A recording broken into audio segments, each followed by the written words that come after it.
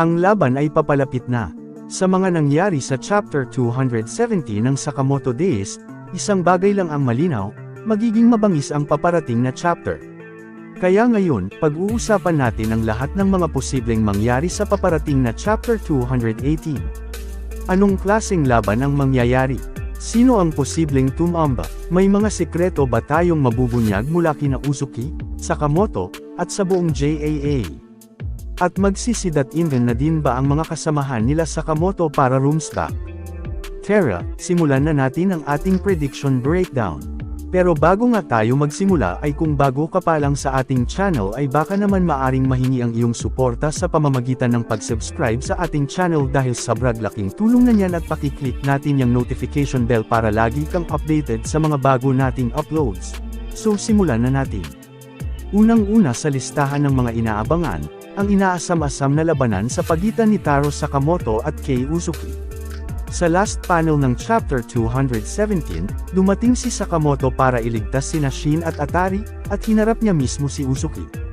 Hindi na ito mind games o pasimpleng galawan, ito na ang clash ng dalawang pinakamalalakas na operatiba sa mundo ng mga assassin. So, una nating tanong, lalaban na ba talaga agad si Sakamoto kay Uzuki sa Chapter 218? Posibleng hindi pa ito ang full-blown fight. Maaring magkaroon muna ng sagutan, isang matinding palitan ng ideolohiya. Tandaan, sina Sakamoto at Uzuki ay may history.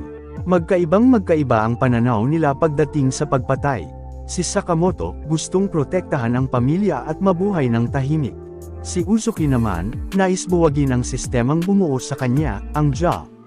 Sa Chapter 218, posibleng magkaroon ng dialogue o backstory flashback sa pagitan ng dalawa para lalong lumalim ang conflict.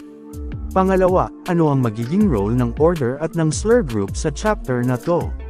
Sa Chapter 217, nalinlang ni Shin ang buong battlefield.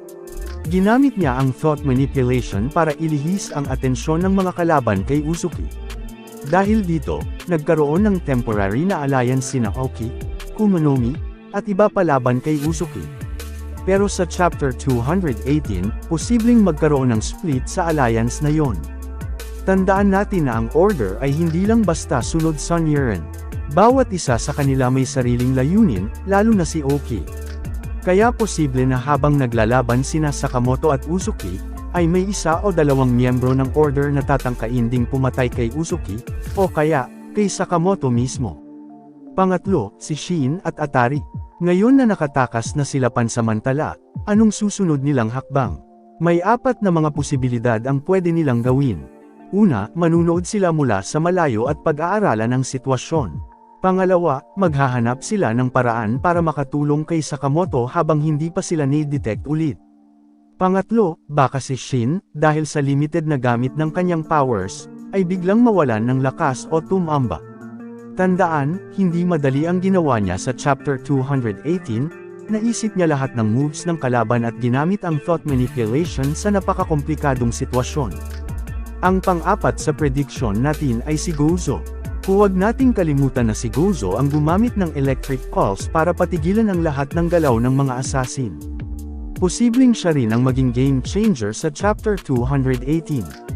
Maaaring maging referee siya sa pagitan ni Sakamoto at Uzuki, o baka siya pa mismo ang sumali sa laban.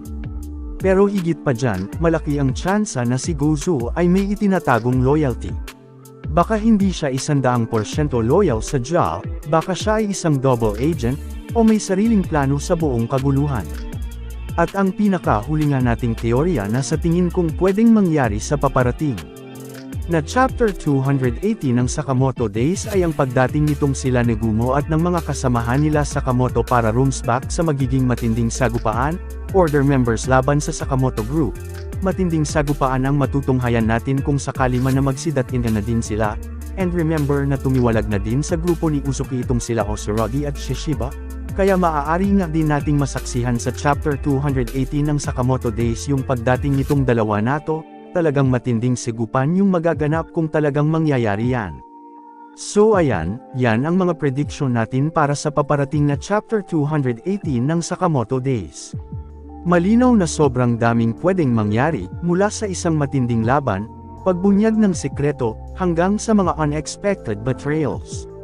Kung totoo ang ilan sa mga theory na to, siguradong magiging isa ito sa pinaka-wild na chapter ng buong series. Ikaw, anong tingin mo ang mangyayari? Sa tingin mo ba matatalo ni Sakamoto si Uzuki? O may twist na hindi pa natin nakikita? Comment mo lang yan sa baba, at huwag kalimutang i-like at i-subscribe kung gusto mo pa ng ganitong deep analysis ng Sakamoto Days.